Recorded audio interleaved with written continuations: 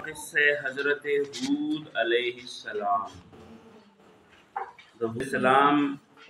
واقعات داغه د قوم د عروج او د زوال قصه دا په قرآن کریم کې د په دې باندې ذکر دا سورۃ اعراف کې آیت نمبر 65 نواله د آیت نمبر 72 پورې یا بیا سورۃ هود کې ذکر شوی دا سورۃ هود تقریبا اکثری سجدنو د هغې تذکره ده پکې دغه شانې بیا د هغې نه وروسته په سورت شعراء کې د هود علیه السلام د قوم دا تذکره شوې ده نو دا ټول آیتونه په یو ځای باندې ووایو چې دا قصه سړي ته مکمل یاده شي بنیادي چې کوم د هغې آیتونو نه یو آیت دی تلاوت کو اعوذ بالله من الشیطان الرجیم بسم الله الرحمن الرحیم وإلى عاد أخاهم هودا قال يا قوم اعبدوا الله ما لكم من إله غيره أفلا تتقون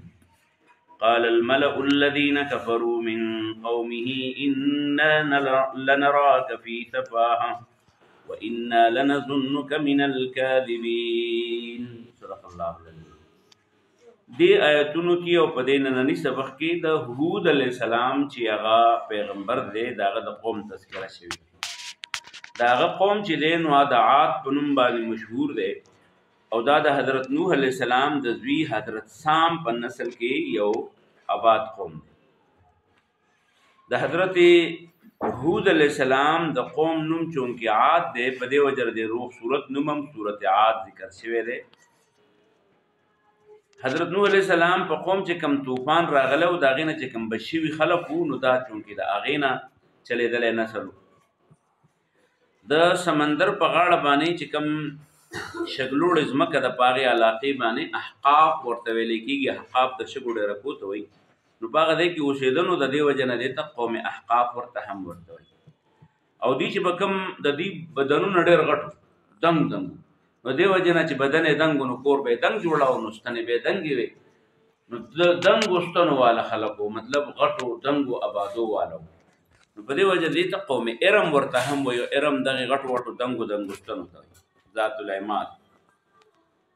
الله تعالی د دې د اصلاح دپاره حضرت هود علیه السلام پیغمبر راولی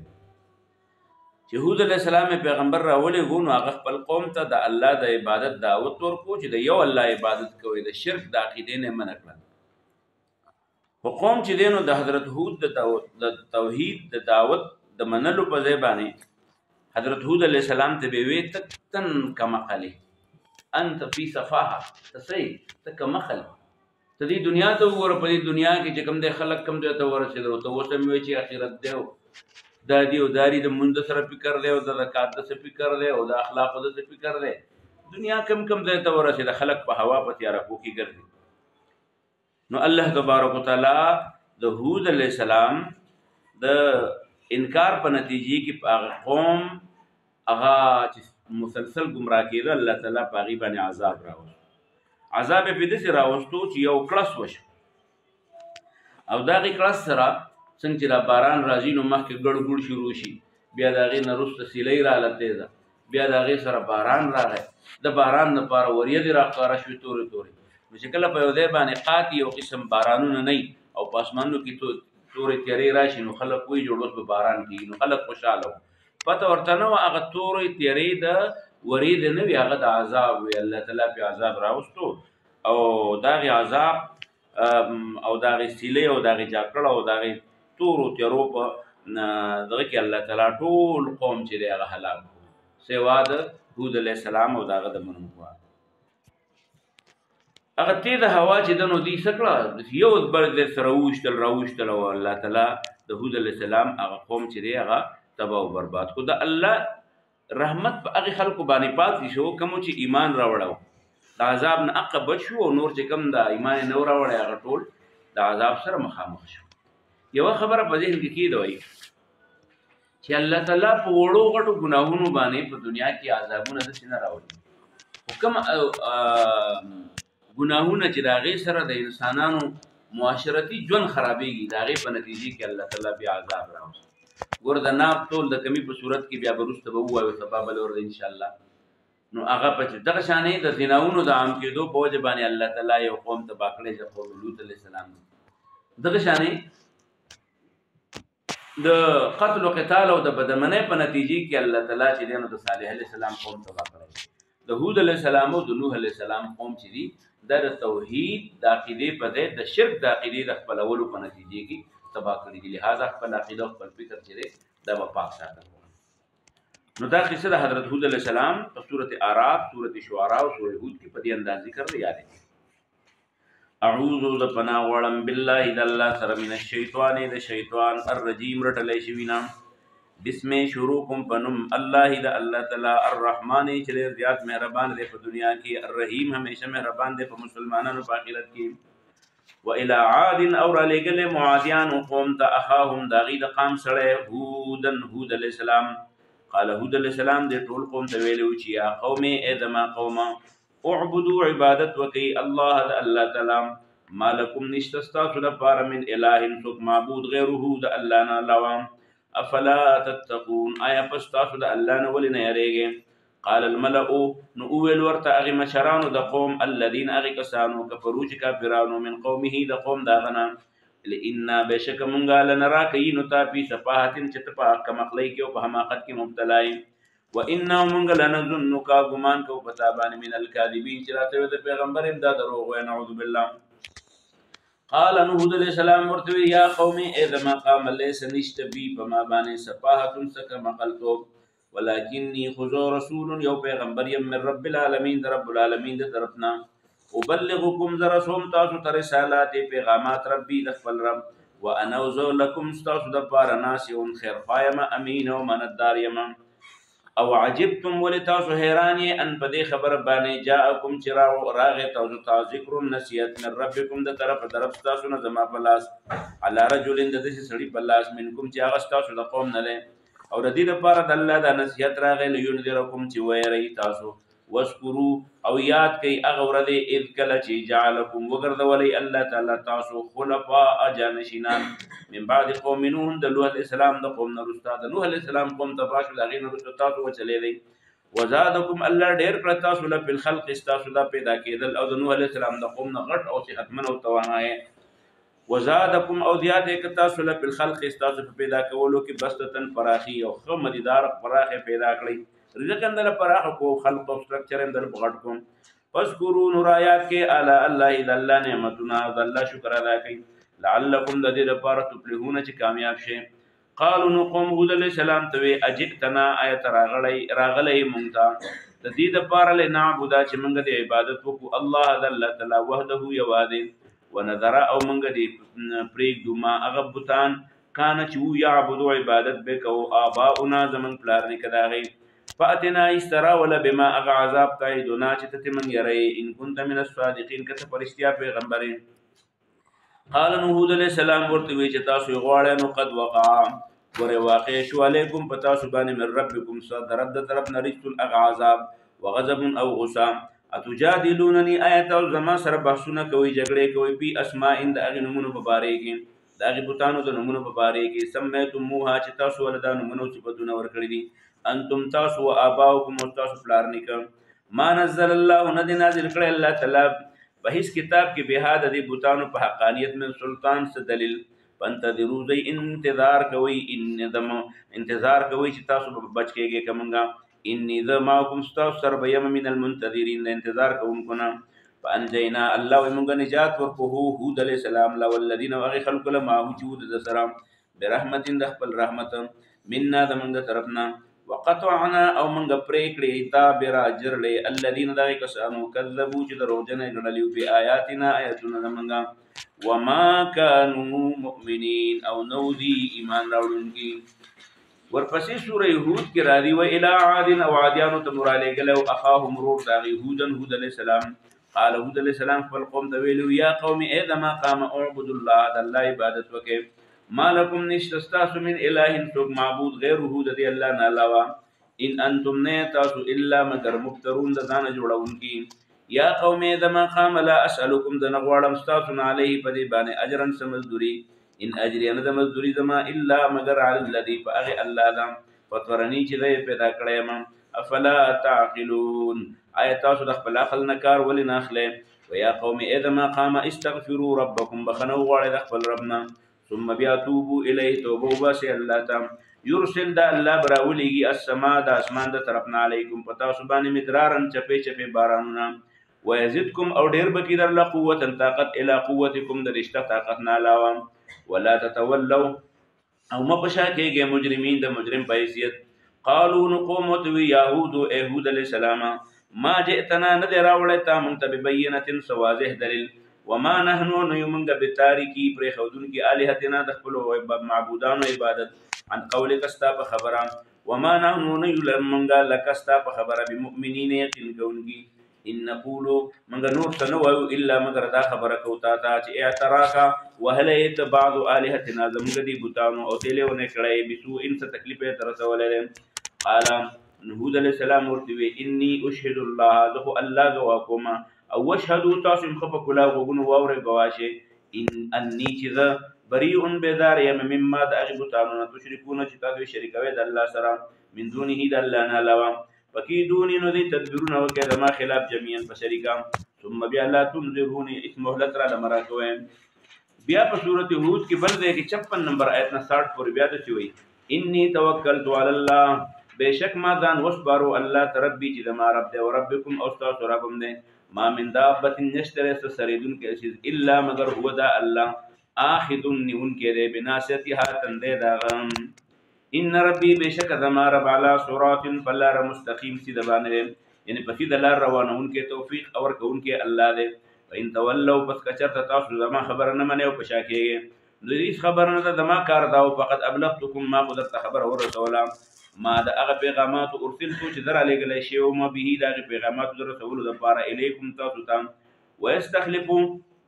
او نور برا پیدا کی ربی زما رب قوم اندس قوم غیرکم چا بستا سنا علاوی ولا تضرونه تاسو ضرر نشر سوله الله تشيء انسا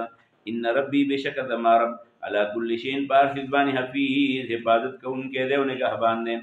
ولما کلچ جاء راغ امرنا عذاب زمونگا امر زمونگا عذاب زمونگا نجینا مونگا نجات ورکو بچم که هود علیہ السلام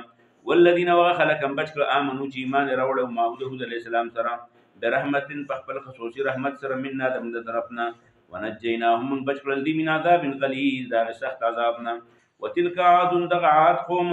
جهدوا بآيات ربهم جهدوا چې انکار کړو بآيات ربهم د آیاتونو طرف خپلنا وعصوا رسولهنا فرمانیه کړو د خپل پیغمبرانو یې داوود علیہ السلام واتبعوا او روانوا امر ففصل كل جبار د هر ظالم عنید ذین د سرکشه دشمن په حکم باندې داغه خبره منلو د پیغمبر خبره نه منله واتبعوا ورپسې کړه شو په دوی پسې په هذه دنیا په دې دنیا کې هم لعنت یان شو عذاب پراغه او یوم القیامت قیامت پر دم لعنت یعنی په عذاب کې بغیرتاری الله دې څنګه وساتي الا خبردار ان عادن بشک عادیان کفروا غیر ټول کفر کړه او ربهم د خپل ربنا الا خبردار بعدن تباشو لعاد عادیان قوم هود چې هغه هود علیہ السلام قوم نو کذبت دروغجن کړل شورای شعرا کې بیا د آیتونو د هود علیہ السلام په دې قصې کې آیت نمبر 123 نواله 31 پورې چې کذبت دروغجن کړل عاد عادیان المرسلین پیغمبران اس قال کله چې ویلو لهم دي ته اخوهم رور د هود علیہ السلام الا تتقون آیات د الله نه یریږي انی بشک لکم استاذ د پر رسول پیغمبر یم امین امانتدار فتقوا الله د الله نه یریږي واطیعون زما تابعداري وکړي وما اسالكم دغه غوړم استاذ علیه پدی باندې من اجر سمذری ان اجری انا د مزدوری زما او ثوابونه زما الا مگر علی رب العالمین د جهانونو پر رب باندې زما مزدوری به غرا کوي اتبنون آیات صرف جوړوي بكل ریعین په هر لړ ځای باندې آیتن ځان له کورونه تعبسون فذل نشانات ربارم وتتخذون او جوړوي تاسو مصانع کورونه لعلکم د دې لپاره تخلدون چې تاسو په کې ټول مریه و اذا بتشتم کله چې تاسو رانیول کوي او حمله کوي په یو بل باندې بتشتم بیا په یو بل حمله د شي کوي جبارین د ظالمانو پشان واتقوا الله د ویریږي د الله تعالی نه او اتبعون او د ماته بيداری وکم بیا په سورۃ شعراء کې آیت نمبر 132 نه 40 پورې د شي واتقوا ويریږي الذي ده الله نه د هود علیہ السلام هغه جامع دعوت ده واتقوا الذي ويریږي د هغه الله نه امدکم چې ډرکړي تاسو مدد کړئ تاسو به ما په هغه فیونو کې تعلمون چې تاسو به پوهه امدکم اغدا چې الله مدد کړو تاسو به انعام په سارو باندې و بنینو په ځامن والله در ډېر ساروي درکړو ډېر ځامن درکړي وجنات باغونه دل درکړي دي وعيون او ډېری چینه دل درکړي دي پټي پیو بکوي انی ذا اخاف يريكم عليكم پتا سبحان عذاب يوم د عذاب د ورځ عظیم لوی قالوا غي وتوي سواء علينا یو شان د پمنګ او عستک تم تخف کې او لم تكن او کنيت من الواعدين نسيت کونګه ان هذا نددا الا مگر خلق الاولين هغه طریقه د عادت د پخوانو خلق خلق هغه عادت د پخوانو خلق در پخواره سره روانه د څوک مریض کیږي او څوک مالدار کیږي چاته ډېر رزق ملاويږي چاته کم پدې کې د الله نعوذ بالله سکار دی وما نحن نيمغا بمعذبين چې کني په موږ عذاب راوستي شي فكذبون دي خلق دروغجن وغنو هود عليه السلام فاهلكناهم الله ومن هلاك لا ټول ان في ذلك بشك بدي کې لآية النخدا وما كانوا ند اكثرهم اكثر دي مؤمنين ایمان والا وان ربك بشك استرب له العزيز زور ورهم دي الرحيم او همیشه مهربان هم ده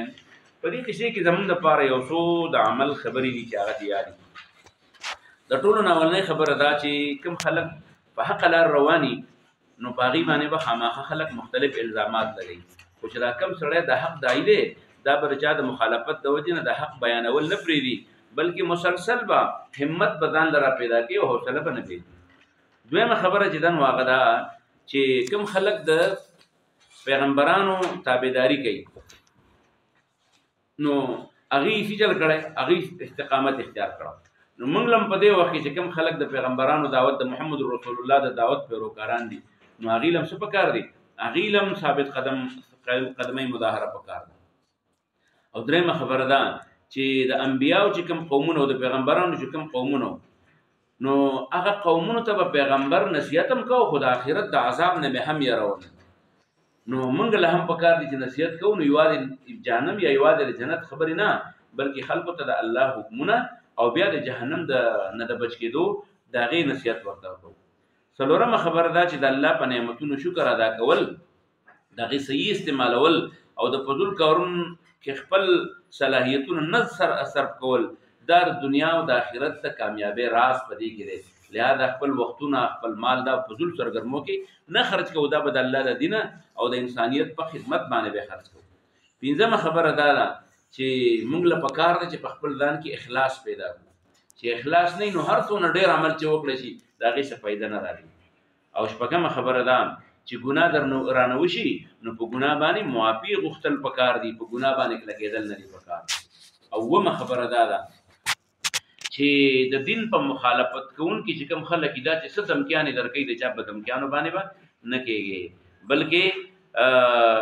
دغه چې دي د ګناهونو د معافۍ په نتیجې کې الله تعالی چې تاسو څونه ډېر استغفار وایي امر به در باندې الله نعمتونه ډېروي یمددکم ربکم باموال وبنین دغه شانې امدکم بمال وبنین او دغه شانې د هغې نه مخکې یرسل السماء علیکم مدرارا ویزدکم قوة الی قوتکم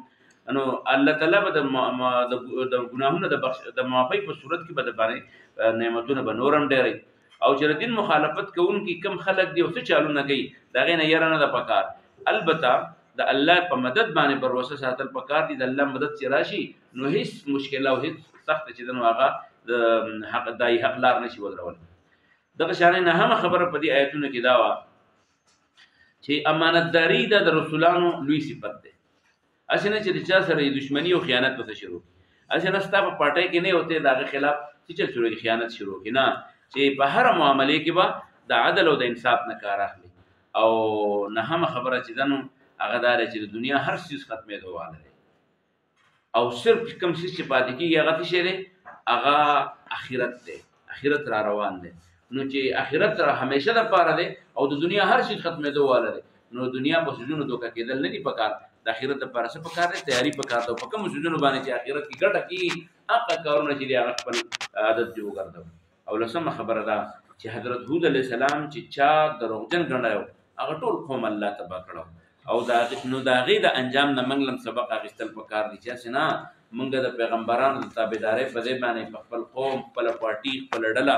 په خپل خواهشاتو د خپل چا سره دشمني او دوستي پالو او د هغې په نتیجې کې داسې چا تابعداري وکړو چې د الله د دین نه ورباندې لرې لاړ شو نو موږ هم د الله د عذاب نه بیا ګورې دا نشو خلاصولی نو په دې بنیاد باندې د الله حکمونه د نبي صلی الله علیه وسلم چې په کوم طریقې باندې کړي په هغې باندې به عملي کوو نجات به زموږ خپې